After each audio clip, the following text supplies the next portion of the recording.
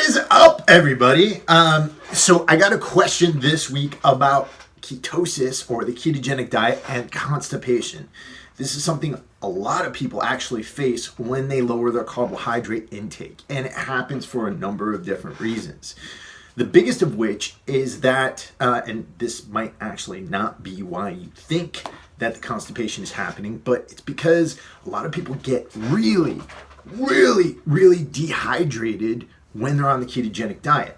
All right, so a couple of different things happen. Number one, you deplete muscle glycogen. And so for every gram of muscle glycogen you deplete, you actually lose 3 grams of water. There's a lot of water that glycogen is holding into your muscles. And when that's gone, you lose it very quickly. Along with that, you also lose minerals. All right, so you can get really dehydrated and you can get an electrolyte imbalance really quickly. So the biggest 2 things you need to do, you need to definitely drink water. All right, at least half your body weight in fluid ounces of water, plus an additional 10 ounces because you're already dehydrated and you're probably doing some physical activity.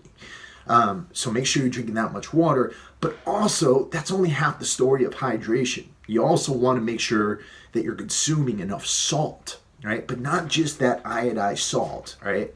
You want to make sure that you're getting a good natural salt because the iodized salt has a lot of the natural minerals taken out of it. All the electrolytes that you need has it taken out of it. So get yourself a good Himalayan pink salt or a good sea salt. Add a pinch of that to every liter of water you're drinking. Right? You need more salt on the ketogenic diet than you think you do. And so many people have been told that salt is horrible for them for so long.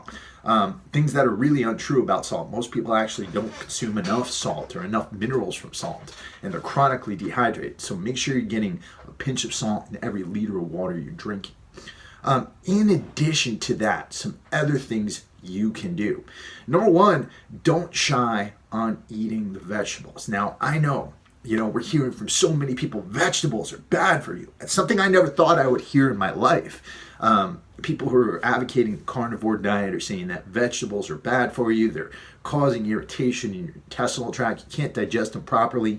And those are people who don't know how to prep their vegetables properly. So what do you have to do? Number one, with your leafy green vegetables, your broccoli, all those cruciferous vegetables, you really need to chop them up.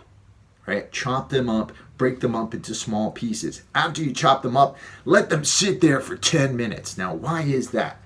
Well, plants have these natural defense mechanisms, all right? And so when you cut them through and you break open their vegetable wall, what they do is they release polyphenols. And the reason why they release these polyphenols is because they're trying to repair and hold on to the tissue. So they're trying to keep further damage from happening to their plant tissues. And so the way that happens is that they actually start to release enzymes that begin to break down the cellular wall. And so in turn, a couple of different things happen. That cellular wall gets broken down, and that makes them easier to digest. And then beyond that, it actually makes the plants more nutritious because with the release of the polyphenols, you're actually getting more awesome anti-inflammatory polyphenols out of the vegetables. So cut them up, let them sit there for about 10 minutes, and then cook them up, mash them up, right? Break them down into as small pieces as possible. Soften that vegetable wall. The only thing is, if you are boiling them, understand that all the nutrition that's in those plants, that's going to go out into the water. So make sure you're consuming the liquid as well if you're boiling them. But I tend to saute or steam my vegetables. And one thing I really like to do to make them even more anti-inflammatory is I add a bit of oil to them. I'll add some turmeric and I'll add some black pepper. And that creates this awesome combination of curcuminoids and pepperine and fat that absorbs in your body easily, and that makes them really non-inflammatory or really anti-inflammatory. Now, the next thing you really want to do is a video I did earlier in the week, and that's on the one starch you should be consuming on the ketogenic diet, the resistant starch. All right, so resistant starch is important for keeping your probiotic balance, and resistant starch is a prebiotic. And so there's a couple of different ways you can get it. Number one, if you're keto, you can get it from a very, very low carb method. You just take a quarter teaspoon of Bob's Red Mill potato starch and you stick that into some sparkling water and you consume that a couple of times a day. You want to start with a quarter teaspoon because otherwise you'll get the opposite of constipation if you go too high with the dose. You can start to give yourself some diarrhea because resistant starch can definitely cause that if you go too much with it at the same time. But a quarter teaspoon in some sparkling water should really help you out. The sparkling water makes it very absorbable. If you're doing a cyclic ketogenic diet, where you're consuming carbs later on in the day, you can actually consume white rice or potatoes that have been cooked and then cooled. And that increases what they call their retrograde resistant starch value. And so that's another good way of getting resistant starch. But Bob's Red Mill potato starch is probably the biggest bang for your buck, especially if you're going low carb. Next thing, make sure, and this is going back to the minerals, make sure that you're getting enough magnesium. All right? Magnesium is very important. It's responsible for 300 different reactions around your body. It's also something that can help you to go to the bathroom. Now, I'm going to show you something that I use on a daily basis before I go to bed. All right, so come with me real quick to the kitchen. We're going to go over here. I'm just going to show you this bottle real quick. Then we're going to go back into the office. So I've been using this stuff called Calm. Now, I'm not sponsored by these guys or anything like that, but I've been sticking about a half a teaspoon into a cup of water each night before I go to bed. This helps me to relax, helps me to get to sleep, keeps me from getting that anxious feeling or anything like that. And it's great. And if you use that much, it will actually help you with a bowel movement the next morning. Don't, again, just like the resistant starch, don't go too heavy on it. I made that mistake at the beginning, overdid it, and that caused a bit of intestinal discomfort.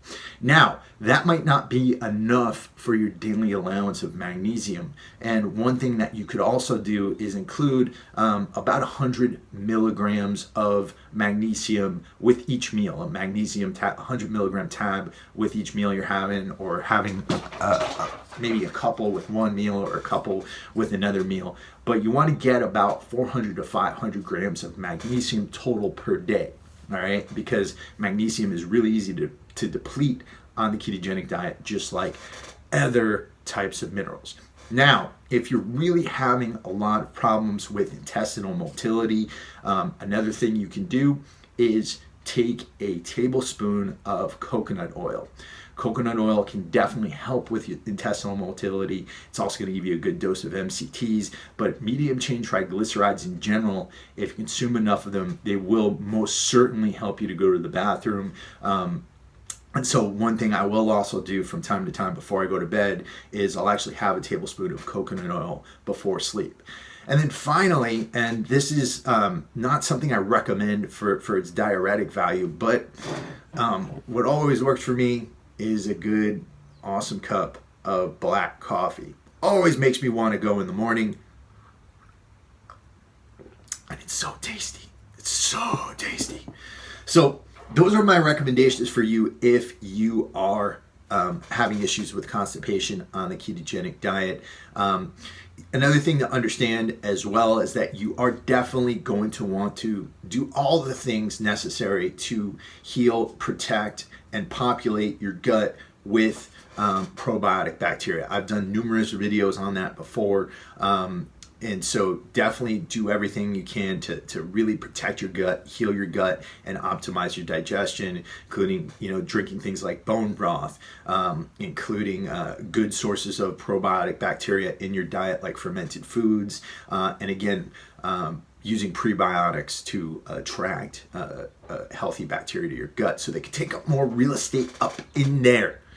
And that's all I got for today, guys. Hope you are all having an awesome weekend. Tomorrow I'm going to come on. I'm going to be talking a little bit about what Memorial Day means to me. And If you want to learn more about the ketogenic diet, head over to www.startketorite.com. I put out a free course that tells you everything you need to know to get started with the ketogenic diet the right way. And you can also check out all our awesome content here on this channel or at www.warriorsoulagoge, that's Agoge.com.